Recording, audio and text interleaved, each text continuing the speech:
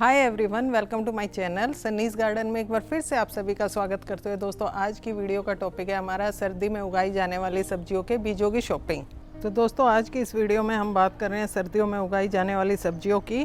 तो आज मैं आपको दिखा रही हूँ कि कौन कौन सी सब्जियाँ हम इस समय उगा सकते हैं। सर्दियाँ आने में तो अभी टाइम है, लेकिन उसकी तैयारी हमें पहले से करनी होगी ताकि सर्दियाँ स्टार्ट होते ही हमें सर्दियों की स्वादिष्ट सब्जियों का आनंद मिल सके। तो ये देखिए, सबसे पहले मैं आपको दिखाती हूँ मेथी। यह हाइब्रिड सीड है और जो कसूरी मेथी होती है यानी कि जो खुशबू वाली मेथी होती है उसके बीज है ये, और इसको बहुत आसानी से उगा सकते हैं हम। इसके जो दाने होते हैं, जो अपनी नॉर्मल मेथी होती है जो हमारे किचन में पाई जाती है, उससे थोड़ा छोटा दाना होता है, और इसको लगभग 1 से 2 घंटा पानी में भिगोकर उसके बाद डायरेक्ट इसको मिट्टी के अंदर बोया जाता है। इसके बाद अगला बीज है हमारा कोरिएंडर। इसको हरा धनिया भी कहते हैं। जी हाँ दोस्तों, सर्दियों में जो खाने का आनंद लेते हैं, चटनी का मज़ा वो धनिया के साथ ही आता है। तो धनिया को भी बहुत आसानी से हम पॉट के अंदर या किसी कंटेनर में या फिर डायरेक्ट ज़मीन के अंदर उगा सकते हैं। बस ध्यान ये रखना है कि इसको उगाने से पहले जो इसके गोल दाने होते हैं, कई बार तो इसके अंदर क्रश आते हैं, लेकिन अगर साबुत दाना है तो उसको हल्का सा तोड़ लीजिए ताकि दाना हमारा जल्दी ग्रो कर सके, क्योंकि साबुत दाने को क्रैक करने में और उसको जर्मिनेट होने में थोड़ा टाइम लगता है, इसलिए उसको हल्का हल्का तोड़कर और उसके बाद ही मिट्टी के अंदर बोए। तीसरी सब्जी है हमारी पालक। ये देखिए, ये पालक के बीज है और ये भी हाइब्रिड बीज लिए हैं मैंने।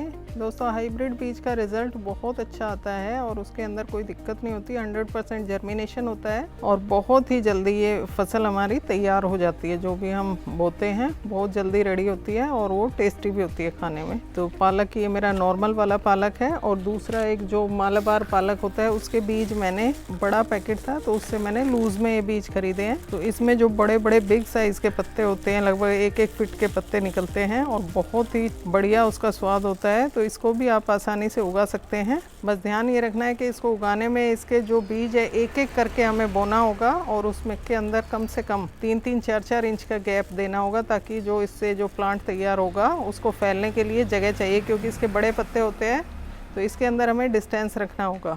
इसके बाद अगली सब्जी हम उगा सकते हैं कैबेज की। जी हाँ दोस्तों, ये देखिए ग्रीन वाली कैबेज है और बहुत ही शानदार इसका भी रिज़ल्ट रहता है। लास्ट ईयर भी मैंने उगाया था, बहुत बढ़िया इसके जो फूल बनते हैं, यानी कि पत्ता गोभी बहुत ही सॉलिड बने थे और बड़े बड़े साइज़ के। और इसके बाद दूसरा है हमारा ये पर्पल वाली रेड कैबेज जिसको कह सकते हैं हम। इसको भी बहुत आसानी से उगा सकते हैं इस समय में, क्योंकि विंटर की सब्जियां हैं और नॉर्थ इंडिया में इस समय आने वाले टाइम में काफ़ी ज़्यादा सर्दियां होंगी, तो उसमें बहुत आसानी से सर्वाइव कर जाती है और बहुत अच्छे से फलती है। इसके बाद आगे हम बात करते हैं मूली की। मूली दोस्तों जो हाइब्रिड मूली है, यानी कि जो अगेती वाली मूली है, वो मैं ऑलरेडी उगा चुकी हूँ और उसको हम अभी खा भी रहे हैं पिछले 1-1.5 महीने से। और अभी जो विंटर के लिए हमें उगानी है, ये नॉर्मल वाली जो मूली होती है, इसको हम उगा सकते हैं। बस इसका ध्यान ये रखना है, अगर आप इसको पोट में या कंटेनर में उगा रहे हैं तो काफ़ी डीप वाला कंटेनर आपको लेना है, यानी कि उसकी गहराई ज़्यादा हो, ताकि मूली का साइज़ हमारा बढ़िया बने। इसके बाद अगले बीज आप देख रहे हैं, ये गाजर के बीज है और ये काली वाली गाजर के बीज मैंने लिए हैं। लाल वाली गाजर के बीज ऑलरेडी मेरे पास बचे हुए हैं लास्ट ईयर के, जिसको मैंने एक एयर टाइट कंटेनर के अंदर रखा हुआ है प्रिजर्व करके, तो उसको मैं यूज़ करूँगी। और जो काली वाली गाजर है, कहते हैं कि काली वाली गाजर बहुत हेल्दी होती है सेहत के लिए और स्वाद भी इसका बहुत बढ़िया होता है, तो इसको मैं इस बार उगा के देखती हूँ। अगले जो बीज लिए है ये हमारे बैंगन के हैं। ये ग्रीन कलर में जो गोल वाला बैंगन होता है उसके बीज हैं। काले और पर्पल और वाइट कलर के बैंगन की मैंने पौध लगा रखी है ऑलरेडी, वो मेरे किचन गार्डन में ऑलरेडी लगे हुए हैं और मुझे अच्छी फ्रूटिंग कर रहे हैं। तो आप तीनों तरह के, लंबे गोल सभी तरह के और सभी कलर में इसको बहुत आसानी से उगा सकते हैं। बहुत ही हार्ड इसका प्लांट होता है, कोई दिक्कत नहीं होती, कोई किसी तरह की इसके अंदर बीमारियां नहीं आती। इसके बाद हम बात करेंगे टमाटर की। जी हाँ दोस्तों, ये देखिए मैंने 3 वैरायटी के टमाटर के बीज लिए हैं, जिसको मैं आसानी से सर्दी के अंदर उगा सकती हूँ। ये मेरे देसी वाले टमाटर हैं। उसके बाद ये चेरी टमाटो है और ये है अपने हाइब्रिड टमाटो जो सलाद वगैरह के रूप में इस्तेमाल किया जाता है। बहुत ही हेल्दी और बड़े बड़े साइज़ के टमाटर इसमें लगते हैं। ये पहले भी मैं ग्रो कर चुकी हूँ। तीनों किस्मों को हम बहुत आसानी से अपने किचन गार्डन में अब सर्दियों के समय में उगा सकते हैं। बस टमाटर को उगाने के लिए भी अगर हम पोट के अंदर गार्डनिंग करते हैं तो पोट का साइज़ हमें बड़ा लेना है और एक पोट के अंदर एक ही पौधा हमें लगाना है। या ग्रो बेड हमने बना रखी है तो उसमें कम से कम 1-1 फीट के डिस्टेंस के अंदर हमें इसकी पौध लगानी है। हाँ, एक ज़रूरी बात दोस्तों, इसके बीज डायरेक्ट नहीं बोए जाते, पहले इसकी पौध तैयार की जाती है। यानी कि अभी एक मिट्टी के अंदर आप इसकी सीडलिंग बना लीजिए और लगभग 1 महीने बाद उनको ट्रांसप्लांट कर दीजिए। इसके बाद बात करते हैं दोस्तों मिर्च की। ये देखिए मैंने मिर्च के बीज लिए हैं और ये जो बहुत तीखे वाली मिर्ची होती है छोटी वाली, उसके बीज है। इसकी भी सीडलिंग तैयार की जाती है। और इसके अलावा है हमारी शिमला मिर्च की भी सीडलिंग अगर नहीं की है तो जल्दी से इसकी सीडलिंग तैयार कर लीजिए। और अगर आप रेडीमेड इसकी सीडलिंग लेना चाहते हैं तो अपने नज़दीक के किसी भी नर्सरी या प्लांट शॉप से आप इसकी सीडलिंग लेकर और अपने गार्डन के अंदर इसको लगा सकते हैं। और पूरी सर्दियों बड़े बड़े साइज़ की हेल्दी मिर्चें इससे ले सकते हैं। इसके बाद अगले बीज हैं हमारे मेथी के। देखिए जो बॉम्बे वाली मेथी, और ये भी एक हाइब्रिड क्वालिटी है और इसकी एक अलग टेस्ट, अलग फ्लेवर होती है। तो इसको भी मैं इस बार ट्राई करके देख रही हूँ। तो इसको भी किसी फ्लैट पॉट के अंदर, अगर आप पॉट में लगा रहे हैं तो फ्लैट चौड़े तली वाले पॉट के अंदर इसको उगाइए। और बहुत ज़्यादा मिट्टी या गहराई की इसको आवश्यकता नहीं होती।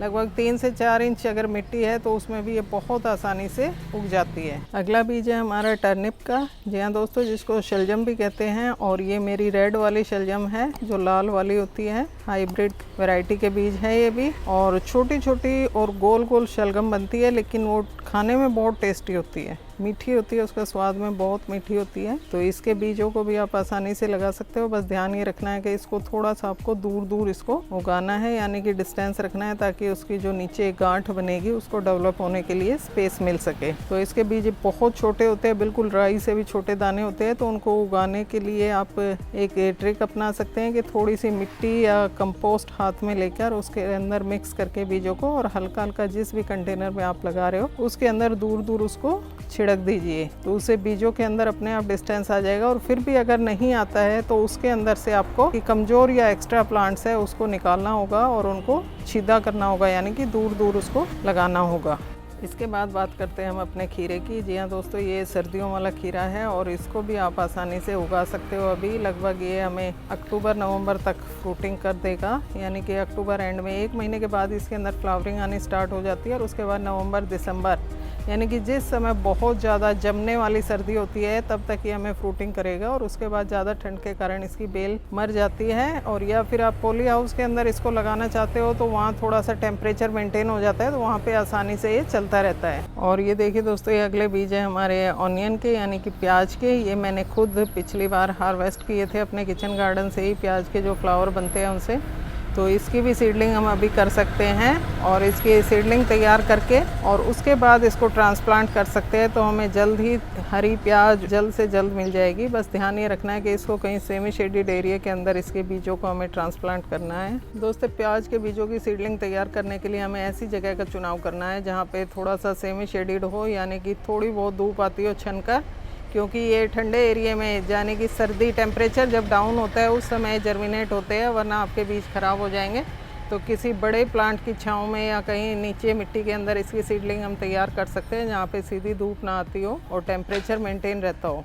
तो दोस्तों, ये थी हमारी बीजों की शॉपिंग, जिसको हम आसानी से अभी फटाफट, अगर आपने नहीं खरीदे तो तुरंत खरीदिए और जल्दी से इनकी सीडलिंग तैयार कर लीजिए। और जो डायरेक्ट बोए जाने वाले पौधे हैं, यानी कि पत्तेदार सब्जियां, उनको डायरेक्ट भी हम उगा सकते हैं। जैसे हमारी मेथी है, धनिया है, पालक है, मूली है, गाजर है, इनको डायरेक्ट उगाया जाता है। और बाकी सबकी सीडलिंग हम तैयार करके उसके बाद उसको बोते हैं। इसके बाद कुछ बात करेंगे जो हमारे किचन में ही इसके बीज मिल जाते हैं। जैसे ये देखिए, यहाँ आप देख रहे हैं, ये हमारी कश्मीरी लाल मिर्च है जो साबुत में हम परचेज़ कर सकते हैं आसानी से, किसी भी ग्रोसरी शॉप पे मिल जाती है। तो इसके मैंने बीज निकाल लिए हैं, क्योंकि ये रेड कलर, इसका कलर बहुत अच्छा आता है और काफ़ी महंगी आती है। तो इसको घर पे उगाकर और हम ड्राई करके इसको रख सकते हैं। तो इसके बीज मैंने निकाल लिए। तो इससे मैं इसकी सीडलिंग तैयार करूँगी और उसके बाद उनको ट्रांसप्लांट कर दूँगी, ताकि मुझे पूरी सर्दियों अच्छे से बड़ी बड़ी कश्मीरी लाल मिर्च भी मिल सके। इसके बाद यहाँ आप देख रहे हैं मेरे बीट रूट, जो जिसे चकुंदर भी कहते हैं और सलाद के रूप में खाया जाता है। बहुत सारे मिनरल्स इसके अंदर हमें मिलते हैं, तो इसको ज़रूर खाना चाहिए। हमारे जो ब्लड को प्योरीफाई करता है और ब्लड की मात्रा को भी बढ़ाता है। तो एनीमिया के पेशेंट को ये बहुत ज़रूरी होता है खाना। तो इसको भी हम बहुत आसानी से अभी सर्दियों के लिए उगा सकते हैं। बस इसका भी ध्यान ये रखना है कि इसके अंदर जब हम इसको जर्मिनेट करते हैं डायरेक्ट पालक की तरह इसको उगाना होता है और इसके बीज थोड़ी दूर दूर पे हमें लगाने होते हैं, क्योंकि इसके जो बीज होते हैं अपने आप में एक पूरा ग्रुप ऑफ प्लांट इसके अंदर से जर्मिनेट होता है। ये पूरा सीड नहीं, सीड पोट होता है, यानी कि एक बीज से कम 4-5 प्लांट निकलते हैं। तो उनको हमें स्क्रूटनिंग करनी होती है, उनमें से छांट के जो वीक पौधे होते हैं उनको हटा देना होता है। जब पौधा हमारा 2-3 इंच का हो जाता है तो उस समय उनको हमें निकाल देना चाहिए और एक हेल्दी प्लांट उसमें बचा के रखना चाहिए, जिसके अंदर से एक ही चकुंदर और बड़े साइज का हमें मिल सके। इसके बाद हम बात कर रहे हैं दोस्तों सैम की। ये सैम की बेल वाली वैरायटी के बीज हैं। मुझे ये मार्केट में नहीं मिल रहे थे, क्योंकि जो प्लांट वाली वैरायटी होती है उसके मिल रहे थे, तो वो इतना अच्छा फ्रूटिंग नहीं करती है। लास्ट ईयर मैंने लगाया था, तो ये बेल वाली वैरायटी के मैंने 2 बीज लिए हैं, और अगर ये जर्मिनेट हो गए तो इसमें 2 बीजों से बहुत बड़ी बेल तैयार हो जाती है। और पूरी सर्दी हमें जो सैम फली मिलती है बहुत ही रिच ऑफ प्रोटीन होती है, तो इसको भी आप बहुत आसानी से उगा सकते हैं। इसके बाद बात करते हैं दोस्तों राजमा की। जी हाँ, ये हमारे किचन में ही बहुत आसानी से मिल जाते हैं, और इसको भी हम जैसे सेम की फली को उगाया जाता है इसी तरीके से इसको बहुत आसानी से उगा सकते हैं। और इसकी भी बेल बनती है और उसमें गुच्छे में फ्रूटिंग होती है, यानी कि फलियों के रूप में फलता है। और उसके बाद इनको जब सूखने के बाद इनकी कच्ची फलियों की भी सब्जी बनाई जा सकती है फ्रेंच बीन्स की तरह, और या फिर इनको ड्राई करके उसके बीज जब सूख जाते हैं तो उसके बाद उसमें से राजमा निकाल के भी खाया जाता है। तो इसको भी आप उगाइए। और अगला मैं यहाँ दिखा रही हूँ, ये मेरे कैबेज है, गोभी यानी कि फूल गोभी। इसमें मैंने 2 कलर के बीज लेके आई थी, जिसको मैंने जर्मिनेशन के लिए यानी कि सीडलिंग तैयार करने के लिए लगभग 15-20 दिन पहले इसके अंदर बो दिया था। इसमें एक पर्पल वाली है, रेड वाली गोभी है, और एक ग्रीन जो वाइट वाली होती है अपनी नॉर्मल वो है। तीसरी मैं येलो गोभी के भी बीज ट्राई कर रही थी, लेकिन वो मुझे यहाँ पे नहीं मिले। तो आपके पास अगर कोई ऐसा शॉपकीपर है जिसके पास येलो गोभी के बीज है तो आप प्लीज़ मुझे कमेंट्स करके बताइए। इसके अलावा दोस्तों मैंने ये एक लिया है ट्राइकोडर्मा। ये मैंने 1 kg का पैकेट लिया है। इसको भी जब मैं अपनी मिट्टी तैयार करूँगी उसको स्टेरलाइज करने के बाद थोड़ा सा उसके अंदर मैं ऐड कर दूँगी। ये प्योर ऑर्गेनिक एंटी फंगिसाइड है ये, यानी कि फंगस को ख़त्म करता है मिट्टी के अंदर से, और बहुत ही बढ़िया इसके रिजल्ट आते हैं। तो जब भी आप अपने पोट के लिए मिट्टी तैयार करें पहले उसको धूप दिखाएं, और उसके बाद उसके अंदर एक पोट के अंदर कम से कम आधा चम्मच ये ट्राइकोडर्मा आप ऐड कर सकते हो। ये हमारे प्लांट्स की जो रूट रोट होती है, रूट रोट की समस्या होती है, उससे छुटकारा दिलाता है। और दूसरा मैंने लिया है यहाँ पे ये बादशाह नाम का इंसेक्टिसाइड है। मेनली ये वाइट फ्लाई के लिए है। जो वाइट फ्लाई जो हमारे मेन कारण होता है, हमारे जो टमाटर और इसके अंदर मिर्च के अंदर जो लीफ कर्ल की समस्या आती है वो इसी की वजह से स्प्रेड होता है। और दूसरा ये फ्रूट के अंदर जो फ्रूट हमारे ख़राब हो जाते हैं छोटी अवस्था में ही, तो उस समय भी उसका बड़ा रीज़न है वाइट फ्लाई, जिसको फ्रूट फ्लाई भी कहते हैं। तो इसको ख़त्म कर देती है ये, यानी कि इसका स्प्रे आप यूज़ कर सकते हो। इसके ऊपर मैं एक सेपरेट वीडियो बनाऊंगी। तो अपने गार्डन को हेल्दी रखने के लिए, क्योंकि हमारे प्लांट हेल्दी होंगे तभी हमें हेल्दी फ्रूटिंग करेंगे, तो ये 2 चीज़ भी मैं साथ में लेके आई हूँ। दोस्तों ये थी हमारी सर्दियों में उगाई जाने वाले बीजों की शॉपिंग की वीडियो। अगर वीडियो अच्छी लगी तो प्लीज़ इसे लाइक करें, शेयर करें, और अगर मेरे चैनल पर नए हैं तो प्लीज़ मेरे चैनल को सब्सक्राइब करें, ताकि इसी तरीके से मैं नई वीडियो आपके लिए लाती रहूं। Thank you.